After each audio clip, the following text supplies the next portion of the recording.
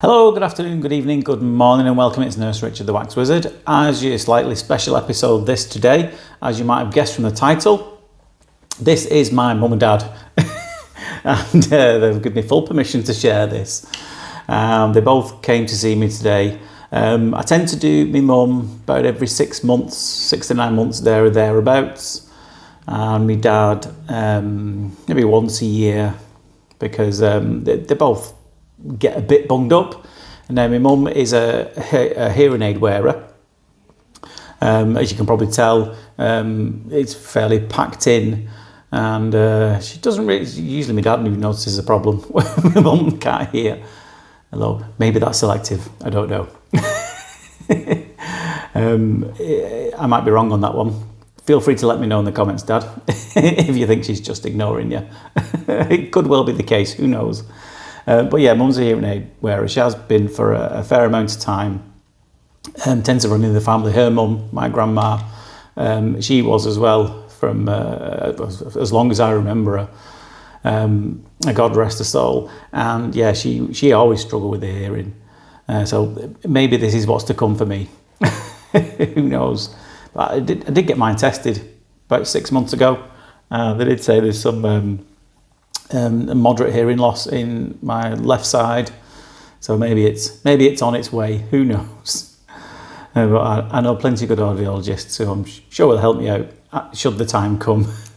Now my mum's got a lovely hair-free, quite a long ear canal, but it's never too difficult, to be honest. My dad's is the difficult one, but that'll be after this, as you'll see.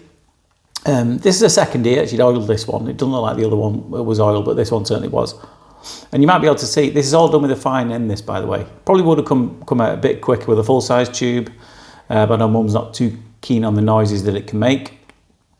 And it's only a small ear, so the fine end tube, whilst it takes a bit longer, gets there in the end. But you might notice there's a little, what I suspect is a polyp, just on the right hand side there. I don't think it's anything to worry about. I did have a feel of it afterwards. You'll see as I take this out, you'll notice that it I tried to just touch it. I just wanted to see how firm it was, and it was quite squidgy, so it's just a bit of swelling, little polyp, nothing to worry about. So yeah, I know everybody says their mum and dad are the best mum and dad in the world, but mine actually are. So you're all wrong because it's mine. Tell you a little bit about them. I know they won't mind. They were childhood sweethearts. I believe they met when they were very young. I'm going to get corrected on this. I know I am, because I didn't ask them to check. But I'm sure they might have been 16, 17, something like that. And they got married at 21, 1970, I believe it was.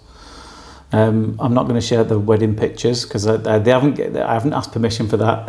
But my dad's got, fine looking parents, don't get me wrong, but my dad's got this Beetle cup, this mop top. It was all the rage at the time, being 1970 it was, because they did live in London for a short time in the swinging 60s.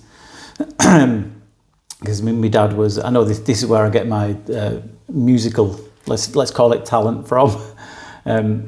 He was a musician, it still is. In fact, I'll get onto that later because there's a favour I've got to ask you all. He was an aspiring musician in the swinging 60s. I'm sure he's got some stories of who he met down there when he was in London in the 60s. In fact, this is what I was going to tell you. I'm having a bit of trouble getting this past this little bump here, as you can probably see. Now, at the time, I was almost tempted to say to my mum, I bet I wasn't this difficult to get out this, was I? But I know full well that she'll say I was, because apparently I was face up, not face down. She never lets me live that down. The trouble I caused her coming into the world. Anyway, I digress. My dad is still involved in music, always has been. My first experiences of music was with my dad's band. Used to go out when I was a very young teenager. I joined his band, who were going out playing the working men's clubs in and around the northwest of England here. And I've always joined in with his bands every now and then whenever I can. And I'm doing a bit with his band that he's in at the moment, which I think I might have told you on another video recently. He's got like an acoustic tribute band going who do Status Quo songs acoustically. Sounds really random, but it does work, believe it or not. And I go out and play the not drums. It's like a beatbox, wooden box. Proper name's a cajon. So I'm going to play that with him every now and then. But I would really appreciate it if you're going to... By the way, I'm going to just have a touch of this little bump here just to see if it's squidgy or not. And as you'll see, it is fairly squidgy. Might even be fluid filled, that, so it'll just settle down on that by itself, I'm sure.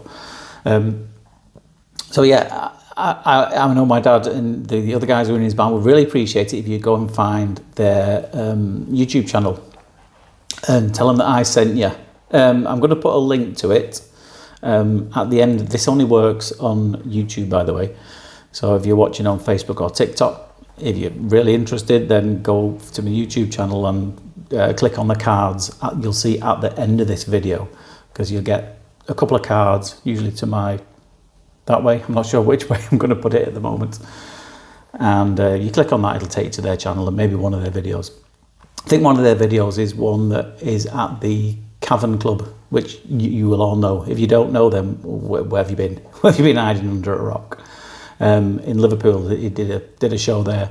In fact, I'm joining them the next time they're going down there, which is in a couple of weeks' time. I'm going to go and play the Cavern Club with them. So they usually take videos of that as well, the Cavern staff. So hopefully I'll get to share that with you as well. But yeah, this is my dad's ear, and it's really a full-size tube, this. But he's got quite a narrow, tricky, difficult entrance to get in and out of. As you can see, my mum's was nice and wide, not many hairs in there at all. Bit trickier, my dad's. I mean, it was my mum that said that my dad needed to come because she was noticing he was having some trouble, and you can see why. Not surprised, really.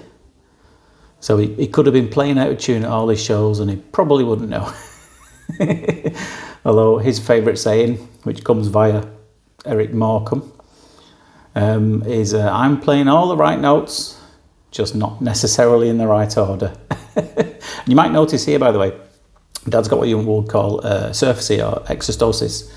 And what that means is, I did ask him about this as well, and he said that you usually get it in response to cold water in the ear. I'm not enough time to go into the technicalities of that. But yeah, when you get commonly exposed to cold water in the ear, the bone kind of reacts to it, and it swells up a little bit, and you get these bony growths in there. So it kind of makes the ear canal a little bit narrower than it ordinarily would be. It's probably why it's blocked up like this. And I did ask him about this, and he said, yeah, he used to go on, when he went on holiday in North Wales, they used to go to this holiday park, and I believe there was a cold water pool, and they obviously used to spend a lot of time in there, him and his two brothers. Yeah, same problem in here, you can see. Anyway, I hope you enjoyed that, and please feel free to go and check out his channel. I'll search for their channel. It's called Aquo Stick. That's QUO Stick. But I'll put a link to it next to me if you're watching on YouTube. But go and follow them and tell them that I sent you. I know they would really appreciate it. Anyway, hope you enjoyed that. But for now, take care of yourself, and I'll see you later. Ta-da.